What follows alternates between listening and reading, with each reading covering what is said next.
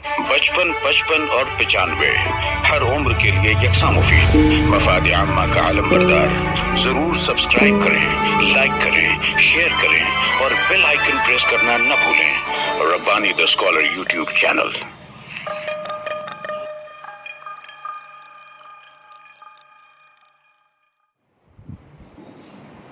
आइए आज की इस नशिस्त के अगले कलमदार मोहतरम अजमत इकबाल साहब को मैं मदू करता हूँ कि माइक को तशरीफ लाएं और अपनी तकलीफ पेश करें।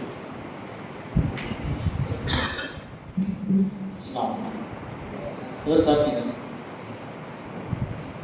ये वो अफसाना है जो मैंने पहले सेक्टर पर पेश किया था और वो भी तकलीफ का अपनी तकलीफ की थी उसका मरकजी बयान वो कहीं ना कहीं से लेता है। खालिद बैठे हुए यहाँ पर, खालिद जावेद थे, खालिद कुरैशी तो एक मतलब हम ऐसे डिस्कस कर रहे थे तो वहीं से ये थीम जो मैंने दी है, एक कहानी उनके जहन में थी, एक किरदार था, तो वहाँ से मैंने वो थीम दी थी। ये अफसाना उसी थीम पर मबनी है और इसमें मैं कहाँ तक कामयाब हूँ उस थीम को इस्तेमाल करने मैं चाहूँगा खालिद भी उस पर तबसरा करें, अफसाना खत्म। मेरा अफसाने का उन्वान है सिद्धार्थ। सिद्धार्थ सिद्धार्थ सीन दून दाल अलिफ सिंदान सिंदान सिंदान सिद्धार्थ नहीं पाता है सिद्धार्थ जी जी हाँ वहाँ पहुँच जाए ठीक।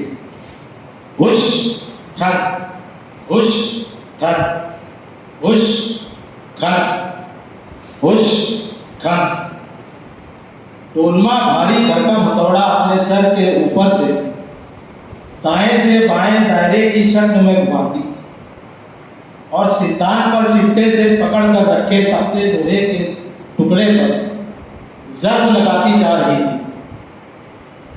जर्ब की शिद्दत तेज होने पर कारमा उसे तंबीह करता, हे लोगों जरा कम जोर लगा। कारमा के अभाव में तिब्बत से हिरक कर मेचुका में आबाद हुए थे। मेचुका सतह समंदर से 6000 फीट की ऊंचाई पर कुदरत की गोद में वाक़ एक छोटा सा गांव। तीन जानिब से पहाड़ी सिलसिला इस गांव को अपनी बाहों में समेटे हुए। साल के 6 महीने यहाँ के पहाड़ बर्फ का लिबादा उड़े रहते हैं। पहाड़ की ऊंची चोटियां बादलों की आगोश में पनाह लिए रहती हैं। सामने से सिंध दरिया बहता है। साल भर रवा रहने वाले दरिया के साथ गुजरती एक पतली सी सड़क चंद किलोमीटर जाकर शाहरा से मिल जाती है। साफ हवा में सांस लेने और खूबसूरत मनाजिर के मुश्ताक सैयाह इस इलाके का रुख करते हैं। लोसर जैसे रिवायती त्यौहार और रंगारंग तकरीबात सयाहों को अपनी जानिब मायल करती हैं। इसके अलावा बुद्ध मत की कदीम खानका गोंपा आने वाले ज़ायरीन का साल भर तांता लगा रहता है। मकामी लोगों की रोजी रोटी का इंहिसार सयाहत पर है। पहाड़ की वादी में पगडंडियों, ढलानों और ऊंचाई पर पहुंचाने वाले पुरखम और पुरपेश रास्तों को तय करने के लिए खच्चरों और घोड़ों का इस्तेमाल होता है। घोड़ों और खच्चरों की नाम और जहन में लगने वाला रिकाब बनाने का मतलब कारमा को विरासत में मिला था। इसके अलावा दाव, दराती, हल और कुदाल सभी किस्म के औजार व हथियार तैयार करने में कारमा को महारत हासिल थी। मेचुका और इतराफ में रहने वाले लोगों को किसी भी किस्म के हथियार या औजार की जरूरत होती तो वह गांव से 8 मील का फासला तय कर कारमा की भट्टी का रुख करते हैं। गांव की तरफ जाने वाली सड़क से लगकर कारमा का झोपड़ी नुमा मकान से लगकर कारमा की विरासती भट्टी थी। भट्टी पर औजार तैयार करने में डोलमा का बड़ा अहम रोल होता। लोहे का सुर्ख टुकड़ा चिमटे से पकड़कर हुनरमंदी के साथ कारमा सिंधान पर रखता और डोलमा बड़ी महारत वो चाबुक दस्ती से हथौड़े से उस पर जर्ब लगाती थी। डोलमा कारमा के आंगन के बाग की इकलौता फूल थी। कारमा की ढलती उम्र उसके गठीले बदन पर किसी तरह असरअंदाज न हो सकी, लेकिन भट्टी की तपिश और चिंगारियों भरे धुएं दानी आंख की बीनाई थी। बाई आंख में भी जाल बनना शुरू हो गया था। कारमा पुरएतमाद अल्फाज में अपने जानने वालों से कहा करता, डोरी पर लिख कर कमांडर करेगा, देश की सेवा करेगा, कम उम्री से ही लोहे से खेलने और आग की सोबत ने डोलमा का वजूद धाती बना दिया था। ढीला ढाला लिबास उसके निस्वानी नशे व फराज को ढांप देता, लेकिन बाजुओं के डोले शोले मर्दाना वजाहत का तासुर देते थे। दिन भर काम की कसरत से उसके जिस्म के पट्टे मजबूत हो गए थे, बिल्कुल उस पहलवान की तरह जो सुबह शाम अखाड़े में पसीना बहाता है ताकि मुकाबले में अपने हरीफ को पछाड़ सके। उसकी खूबसूरत दायरा नुमा बारीक नीली आंखें नस्वानियत की चुगली खाती थी। डोलमा ने जिस रात दुनिया में आंखें खोली, उसी रात उसकी मां ने तिब्बी सहूलत की अदम फराहमी के सबब हमेशा के लिए आंखें मूंद ली थी। वैसे डोलमा की परवरिश में कोई कमी ना रही, लेकिन बहैसियत मर्द वो अपनी बेटी से मुताबिक निस्वानी ज़रूरियात, जज्बात व एहसासात को मुकम्मल तौर पर समझने से कासिर रहा। गांव में प्राइमरी स्कूल की तालीम मुकम्मल करने के बाद मैट्रिक की पढ़ाई के लिए कारमा ने डोलमा का एडमिशन कॉलेज में करा दिया। वो साइकिल पर 5 किलोमीटर का फासला मिनटों में तय कर लेती। उसके पैरों के मजबूत पंजे साइकिल के पैडल पर इस अंदाज में चलते गोया हवा में गर्दिश कर रहे हैं। औजार, साज व सामान बनाने और खरीदने के लिए आने वाले डोलमा के ढेर दौड़ और आदतों से वाकिफ थे, लिहाजा उसका गैर मामूली होना अक्सर लोगों के लिए आम बात थी। मुतज्जब वो होते जो डोलमा को पहली दफा भारी भरकम हथौड़े से सिंदान पर जर्ब लगाते देखते थे। मेचुका को लग कर पहाड़ी सिलसिले के दूसरी जानिब वादी में मीलों लंबी पहाड़ का सिलसिला है। ये जमीन की छाती पर खींची गई लकीर है। उस पार पड़ोसी मुल्क दरअंदाजी और तकरीबकारी की साजिश रचता रहता है। हिफाजती दस्तों की उकाबी नजरें सरहद पर जमी रहती है। उस रोज पहाड़ की ऊंचाई पर वाक़े निगरां पोस्ट पर तैनात 2 जवान जानवरों के गोश्त के टुकड़े करने वाले औजार की तलाश में कारमा की भट्टी पर आए। डोलमा हिस्से मामूल हथौड़े को खिलौने की तरह हवा में घुमाकर सिंदान पर जर्ब लगा रही थी।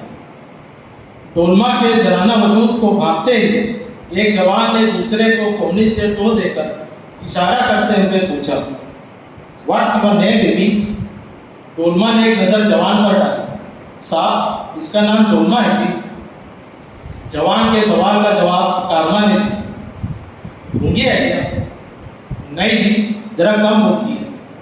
जिस दौरान एक जवान कारमा से औजार से मुताल्लिक बात कर रहा था, दूसरे की नजरें डोलमा के मर्दाना लिबास को चीरती इसके जनाना वजूद के उतार चढ़ाव से गुजर रही।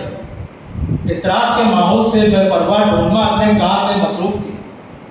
भट्टी पर काम करते वक्त उसका सर धातु से ढका रहता। इस तरह उसके घने घुंघराले बाल आग की तपिश और धुएं से महफूज रहते। लेकिन भट्टी से निकलता धुआं उसके साफ रंगत वाले चेहरे पर सियाह परत चढ़ा देता था। उस वक्त डोलमा की कनपटी से पसीना लकीरें बनाता, थोड़ी से बूंद बूंद टपक रहा था। उसका ये रूप जवानों के लिए दिलचस्पी का सामान। आप कल सवेरे जल्दी आ जाए, हमें बाजार के लिए शहर जाना है। पैसा दे जाए, अगर हम ना मिले तो डोलमा से अपने औजार ले जाए। कारमा ने जवानों से यकीन दिलाने वाले अंदाज में कहा। जीप में बैठते हुए आखिरी मर्तबा जवान की नजरों ने डोलमा के वजूद का गहराई से तवाफ किया। हुश खन डोलमा की नजरें सिद्धांत पर रखे लोहे पर मरकूज थी। उसकी आवाज़ के साथ सिंदान से टकराते हथौड़े की जुगलबंदी का सिलसिला जारी था।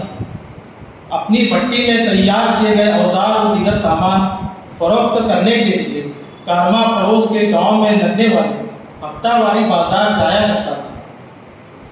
वह सुबह की बस पकड़ता और शाम तक लौट आता। पहाड़ी इलाकों में मौसम बड़ा दगाबाज होता है। कारमा को निकले कुछ ही वक्त गुजरा होगा कि हवा ने जोर पकड़ा और तेज आंधी चलने लगी। पहाड़ों के पीछे छुपे बादल आ धमके और देर तक कोहराम मचाते रहे। दिन के वक्त रात का सा समा बन गया। डोलमा बाबा की फिक्र का बोझ जहन पर उठाए घर के कामों में मसरूफ थे। हॉर्न की तेज आवाज से चौंक कर उसने खिड़की से बाहर देखा। एक जवान जीप से उतरकर झोंपड़े की तरफ आ रहा। करीब आने पर डोलमा ने उसे पहचान लिया। उसने झोले से औजार निकाले और दरवाजे पर आकर खड़ी हो गई। कैसी हो डोलमा? उसने महज सर को झुंबिश दी। बाबा किधर है क्या? बाहर गया क्या? हाँ, ये लो आपके औजार। सुन, ये पैसे रख। नहीं, पापा ने कहा था पैसे मिल गए। ये तो मैं खुशी से दे रहा हूँ। नहीं चाहिए। वो खुश्क लहजे में बोली। अरे रख ले, घाघरा चोली खरीद ले। क्या मर्दों जैसा रूप धारण कर रखा है। इसे पहनकर बड़ी सुंदर लग रही। जवान ने उसके रुखसार को अपनी उंगलियों से सहलाते हुए कहा। तड़ाक की आवाज ने सन्नाटे को चीर दिया। जवान का सर घूमने लगा। वो लम्हा भर को सत्ते में आ गया। जीप में बैठा उसका साथी 2-3 फरलांगों में वहां पहुंच गया। वो कमान मैन, डोंट बी सिली कहते हुए उसने अपने साथी के हाथ से औजार लिया और उसकी कमर में हाथ डालकर खींचता हुआ जीप तक ले गए। सिगरेट दे। गुस्से में लरसती आवाज में अपने गाल को सहलाते हुए बोला। सिगरेट के 2 कश लेने के बाद जत्ता सिगरेट अपने साथी के हवाले करते हुए उसने कहा, ले फिनिश कर, मैं अभी आता। पीछा कर रही अपने साथी की आवाज को नजरअंदाज कर उसने मकान के बंद दरवाजे पर हाथ डाला। दरवाजा खुलते ही जवाबी हमला इस कदर शदीद हुआ कि डोलमा पीछे की जानिब लड़खड़ाते हुए गिर पड़ी।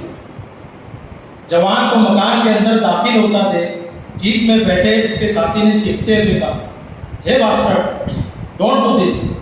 उसका जुमला खत्म होने से पहले दरवाजा बंद हो चुका था। जीप में बैठा जवान सिगरेट के लंबे कश ले रहा। जिस वक्त वो सिगरेट का आखिरी कश ले रहा था, उसका साथी आस्तीन से माथे का पसीना पोंछते हुए झोपड़ी से बाहर आया। उसके बाल बिखरे हुए थे, चेहरे पर जख्म के निशान और शर्ट का ऊपरी बटन गायब है। उसकी हालत उस चीते की सी थी जिसका जिस्म अपने शिकार का पीछा करते हुए निडाल हो गया।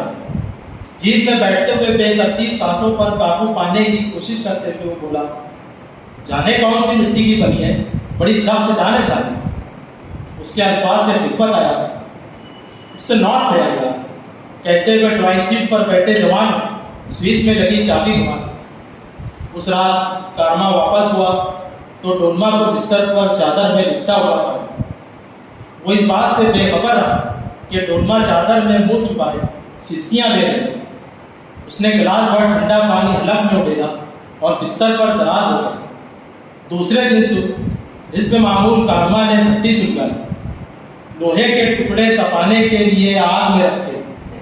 दहकती आग से लोहे का एक टुकड़ा चिमटे में पकड़कर सिंदान पर जमाते हुए ढोलकों को आवाज दी, ए ढोल, चल जरा कर। डोलमा आहिस्ता कदमों से झोपड़ी से बाहर आया, झुककर हथौड़े का दस्ता पकड़ा। हथौड़ा उठाकर हवा में घुमाने की कोशिश की। उसके बाजुओं की ताकत हथौड़ों के वजन के मुकाबले कमजोर पड़ गई। उसने दोबारा कोशिश की। उसे हथौड़ा पहले से ज्यादा वजनी लगा। एक और कोशिश और हथौड़ा उसके हाथों से छूटकर गिर पड़ा। ये डोल, क्या हो गया? कारमा की आवाज में हैरत और नाराजगी का मिला जुला तासुर था। डोलमा की सूची आंखें आंसुओं से लबरेज। अपने बाप और दहकती आग का अक्स उसकी नजरों में धुंधलाता चल गया। वो घुटनों के बल बैठ गई, जिस्म ढीला छोड़ गया।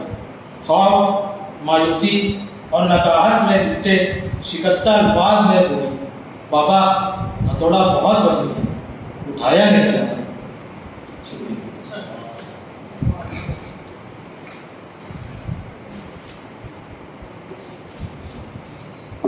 सिंदान इस उन्वान से अपना अफसाना पेश कर रहे थे अजमत इकबाल साहब। इस पर जो साहबान भी तबसरा करना चाहें ले जाए।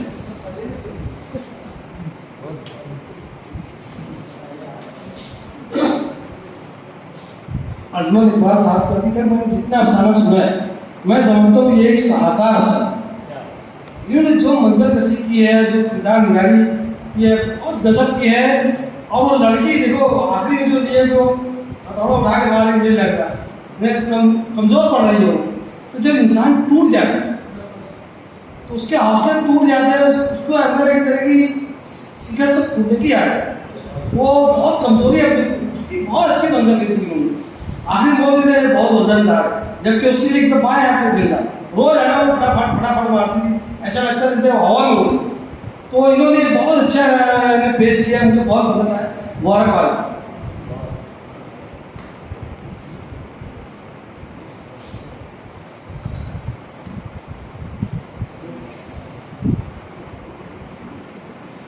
जाने किस मिट्टी की बनी है, नहीं है जो अच्छा, जाने किस मिट्टी की बनी इकबाल को सिंदान जैसी वजनी चीज को रिवायती बस्ती से उठाकर 6000 फीट की बुलंदी पर पहाड़ों के उन दामन में जहाँ साल में 6 महीना बर्फबारी होती है, वहाँ नस्ब करने को मुबारकबाद। क्या बात है।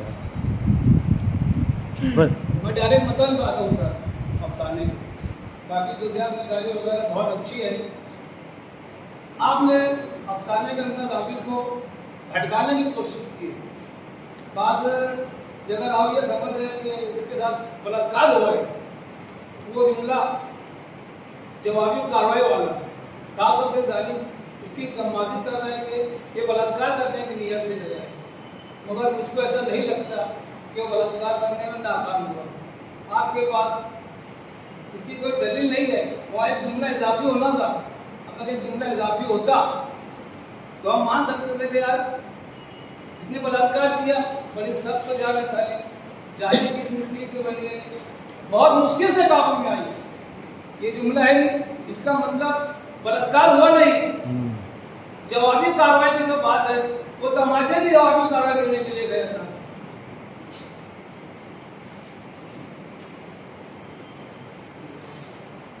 इसके अंदर जो सबसे अहम पहलू है, यदि चलो भूल रहे हैं,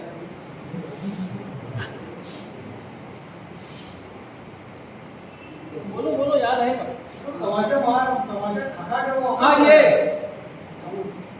जो सिगरेट का मैटर है, यानी सिगरेट पीने जैसे अकील लम्हे में किसी औरत का बलात्कार करना मुमकिन ही नहीं है।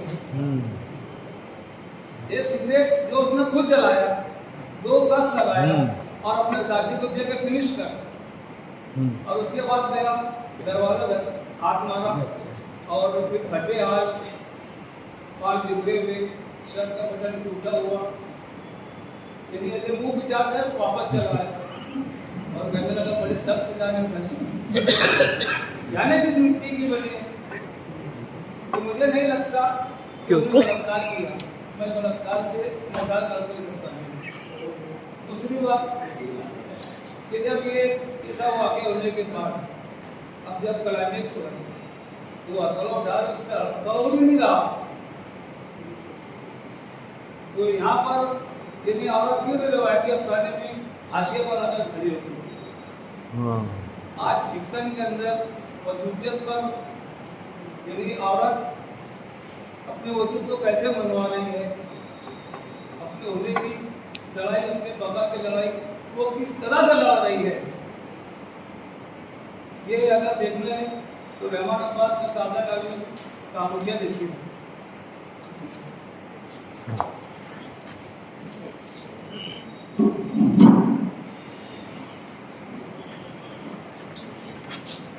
आपका अफसाना बताइए।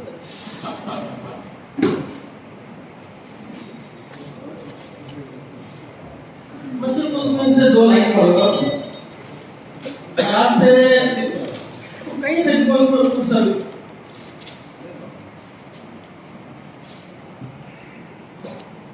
कहते हुए उसने अपने साथी के हाथ से औजार लिए और उसकी तुम्हारे हाथ डाल पूछता हुआ जो जी करके सिगरेट गुस्से में रचती आवाज अपने गले से आती हुई, आज जो आखिर में जो लफ्ज कहा जा रहा है, माफ करेगा, यानी जाहिर सी बात है इसको नेहरू सेंटर पे आपने पेश किया था, तो इसके लिए आपने काफी प्रैक्टिस की होगी बुलंद खानी की। तो ये इसमें अच्छे भले अफसाने का जिसको हम लोग पढ़कर जिसकी बुलंद खानी कहते हैं, उसके जैसा भी मैं जो बोल रहा हूँ आखिरी लफ्ज तक सामाइन के कानों पर आपका हर्फ जाना चाहिए, तो उसमें तासुर कैसी यानी दोचन हो जाती है, बराबर। और मैं ये आपकी मोहब्बत में बोल रहा हूँ कि अगर हमारी बुलंद खानी अफसाने के जिस तरीके से अफसाना उसका मत है, जहाँ पे बयानियां है, जहाँ पे डायलॉग्स हैं, जहाँ पे मंजर कशी है, तो वहाँ पर आप जिस तरह से आपकी बुलंद खानी होना चाहिए, तलफ़्फ़ुज़ की जिस तरह से अदायगी होना चाहिए, मुझे सिर्फ बुलंद खानी में कमजोर नजर आया।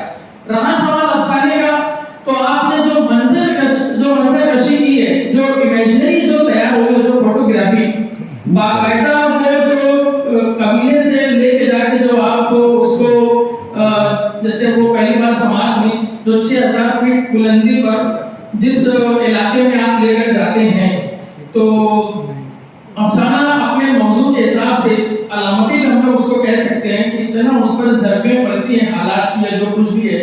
आपने उस क्या नाम था किरदार का, डोलमा, आपने डोले शोले लिखे हैं, बराबर। ये पंजाबी जबान हो गई, वहाँ डोले सिर्फ डोले लिखते चल जाता, हस्ब की जगह आपने हिज़्ब कहा, जैसे अगर हम लोग जबान पर उसको बात करें, लेकिन आपने अफसाने के साथ जिस तरीके से आप भरपूर उसका इंसाफ करते हुए नजर आते हैं, और जिस तरह वो डोलमा नफ्सियाती बिखराव का शिकार होती है, मैं यहाँ पे मेरे अपने तासुरात रखता हूँ कि वो जो दो फौजी होते हैं उसमें से दोनों की साइकोलॉजी अलग बताई गई है। एक फौजी जाके चूंकि मौलाना ईगो को ठेस पहुंचती है कि कैसे मतलब उसको एक तमाशा रसीद जगह इसका बदला मैं जरूर लूंगा, वो ये नहीं देख रहा है कि वो कितनी जफाकश लड़की है, कितनी तरोमंद है उसके अंदर, लेकिन जो इस तरीके से जो नवाज होते हैं वो ढूंढ लेके उसमें आपने उसका जिक्र भी है, तो उसके बावजूद जो वो हिस्सों को जनाना हिस्सों को देखता रहा, शायद ऐसा कुछ है उसमें आपने बयान किया, तो वो बराबर अपना बदला लेने में कामयाब होता है। अफसाना इंतहाई कामयाब रहा, लेकिन जिस तरीके से वो उस लड़की के साथ डोलमा उसका जो जिनसी इस्तेसाल होता है, उससे पहले की उसकी जो जज्बात निगारी रही है, उसकी जो लापरवाह से जिंदगी रही है, हमारे साथ कभी इस तरीके से उसके साथ ऐसा सुलूक होगा वो इससे बिल्कुल लाभलत थी, तो वो बिल्कुल बिंदास तरीके से वो बराबर अपना काम से काम रखते हुए अपना काम किए जा रही थी। लेकिन जब उसके साथ ये इंसिडेंट होता है, ये एक्सीडेंट होता है, तो वहां से उसकी पूरी नफ्सियात बदल जाती है। फिर वहां उसके अंदर की जो औरत की, वहां पे दोनों चीजें हम लोग ले सकते हैं कि औरत की जो जिनसी तस्कीन का मामला भी जो होता है, लेकिन उसको सही तरीके से उसको कोई उसका इजहार नहीं कर पाती है, और दूसरे तरीके के अब उसके अंदर वो पहली वाली बात ये है कि उसके अंदर एक लाशौरी तौर पर खौफ डर आया है कि फिर कहीं कोई इसी तरीके से आके उसका इस्तेसाल कर जाएगा। एक तो ये बात उसमें मुझको समझ में आती है, और आपने जो प्राइमरी तालीम का वहाँ पे जिक्र किया है, हमें ऐसा लगता है कबायली इलाका है और वहाँ पे कुछ गैप महसूस होता है, तो अचानक वो साइकिल पर वो जा रही है, तो वो जरा सा यानी एक कबायली लड़की और वो जफाकश लड़की है, बराबर, जो जिस तरीके से वो लोहार का काम कर रही है, सिंदान को मैंने उसको देखा कि वो सिंदान यानी क्या, वो समझ में आया जिस पर वो सब मुख्तलिफ शक्लें दी जाती है औजार बनाने के लिए, वो जो लोहे का वजनी टुकड़ा होता है उसको सिंदान बोलते हैं, बराबर। वो थोड़ा सा वहाँ पे मिसमैच करता हुआ जो उस गैप को पूरा करने की जरूरत है, और अफसाना अपनी जगह मुझे बेपनाह पसंद। आज तक के आपके जितने अफसाने मैंने सुने, ये उसमें टॉप 3 में अफसाना आ सकता है आपका, बहुत प्यारा अफसाना है। बस थोड़ा सा बुलंद खानी पर अगर आप ध्यान देते हैं तो इसका पूरा तासुर और अच्छा यस यस। और एक बात होगा कि मंजर निगारी की जितनी तारीफ की जाए कम है, किरदार निगारी ताबे ज़हनों पर नक्श रहेगी इस तरीके से जो लोहारनी थी, क्योंकि मेरे भी एक अफसाने का जो मान उसको खुद भी थोड़ा सा वो सारी चीजें काफी मंजर वही रहेगा, तो जाहिर सी बात है जो जब भी इस मौजू को करते हैं तो मंजर वही आएगा, है कि नहीं? फिल्में भी देखेंगे तो मंजर वही रहेगा, अफसाना में पढ़ेंगे तो मंजर वही रहेगा। एक कामयाब अफसाने के लिए जिसने बेहतरीन मंजर निकाली है, बेहतरीन किरदार निकाली है, बेहतरीन नफ्सियात का अफसाना है, बेहतरीन अलामतों से घिरा हुआ अफसाना है, मैं आपको दिल मुबारकबाद पेश करता हूँ।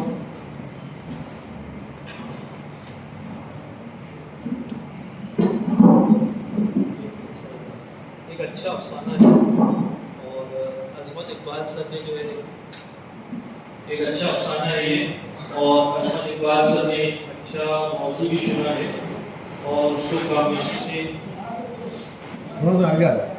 कामयाबी से बढ़ता भी है।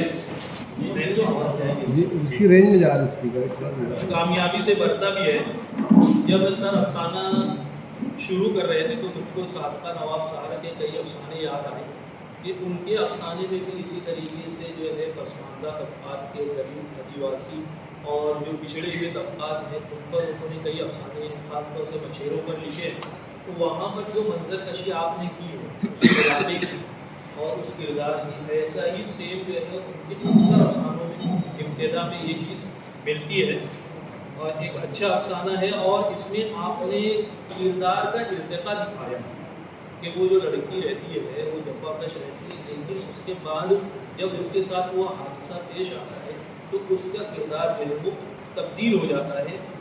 और यहाँ पर आपने लिखा है कि पहाड़ी इलाका है, आपने सतह समंदर से उसकी जो ऊंचाई भी बताई है और फिर ये भी बताएं कि चंद मिनटों में जो है वो कई किलोमीटर साइकिल का सफ़र करके चली जाती है।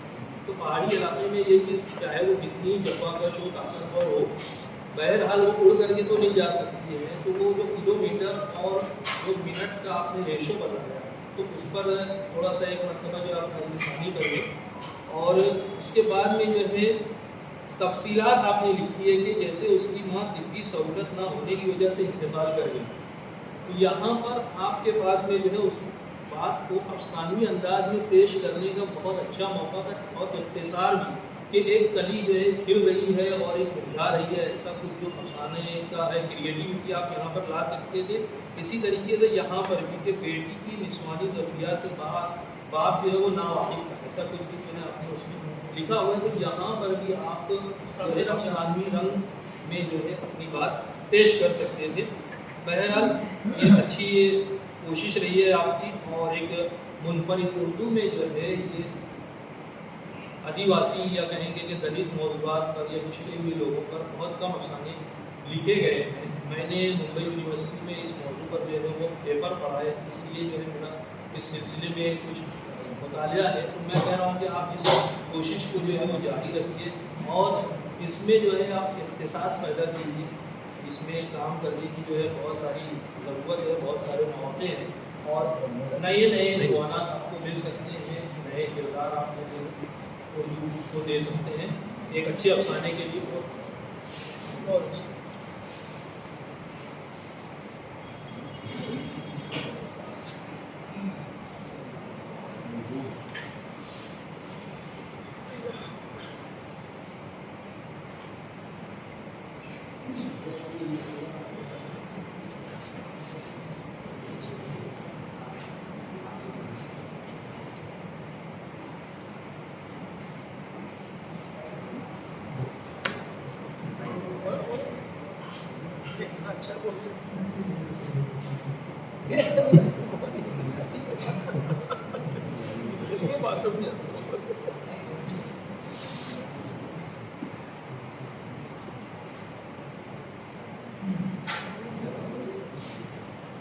थोड़ा सा आपको मालूम है लाउड ये आवाज लाउड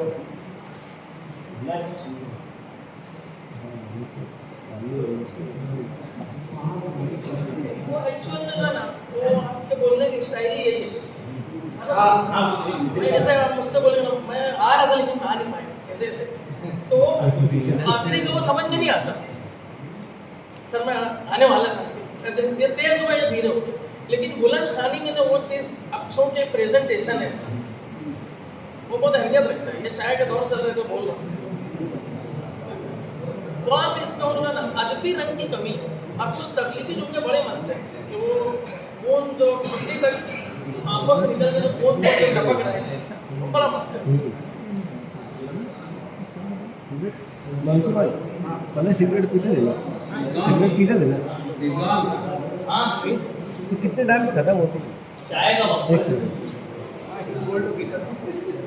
कितने टाइम में? एक सिगरेट 5 मिनट बहुत है।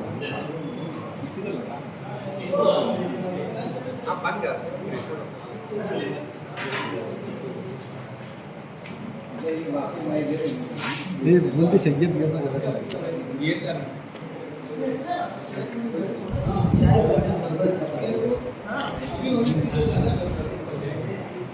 यही जो है, बड़ी सख्त थी, बड़ी सख्त जान थी साइंस। हाँ, मतलब ये क्या साइंस है? मर्द बहरन मर्द रहता है, कितना भी दुबला पत्ता गिरा है, मुझे गुस्से पर ये सब चीज़ ये तो भी मेरा इतराज है। फौजी ये मैंने भटका डाले को यहाँ पे फौजी नहीं आगे फोकस करेगा आगे फौजी पहले देखो फौजी में लोग पहले से घर बाहर से टीवी से दूर रहते हैं। आप लोग गोश्त के और उसके लिए भी आ रहे हैं, और आप जो सारी चीजें तो खान पान से बन रही हो, कहीं भी उसकी कोलकाता शाही नहीं तो वहाँ से शराबत बराबर नहीं। बहरहाल वो नई सिद्दीकी साहब ने ये सवाल रख दिया कि अस्मत दरी हुई कि नहीं। हाँ, ये उनको नहीं समझा। हाँ, तो मेडिकल चेकअप करवाना पड़ेगा।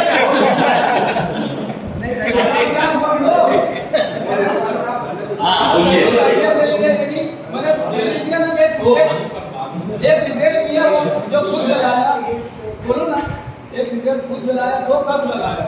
साथी को वाला फिनिश कर, साथी लंबे कस लगाया, तो क्या कौन सी सिगरेट थी वो खत्म नहीं होगी? बलात्कार करने के लिए इसका मतलब काफी नहीं है, गोली मार देने के लिए, तेजाब मार देने के लिए, गला काट देने के लिए ये मैं मानूंगा, लेकिन बलात्कार करने के लिए इतने काम उपजा होता अपने हाथ से हमें फारिग नहीं होगा सर। नहीं भाई, सिगरेट मैं भी नहीं पीता हूँ, इस्तेमाल नहीं करता। मनसूर भाई से पूछा तो वो भी नहीं बता पाए। मेरे इस तरफ अहमद अयूब इस तरह सिगरेट वो नहीं पीते, तो मैंने गूगल किया, 5 से 7 मिनट लगता है शायद। हाँ, तो इतना कम आप उसको ना सिगरेट को 2-3 सिगरेट कर लें, सिगरेट को बढ़ा दें सारा ठीक है।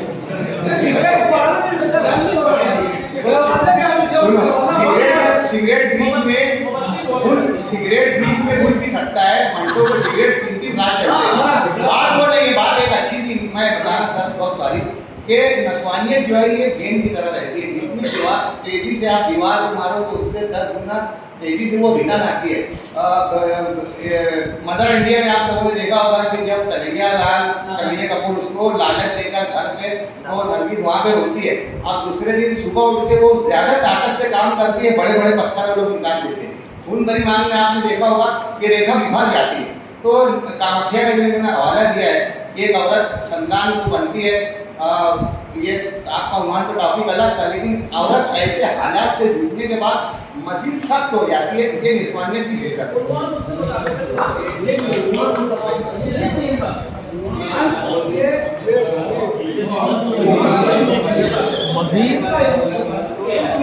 मजीद क्या हो जाता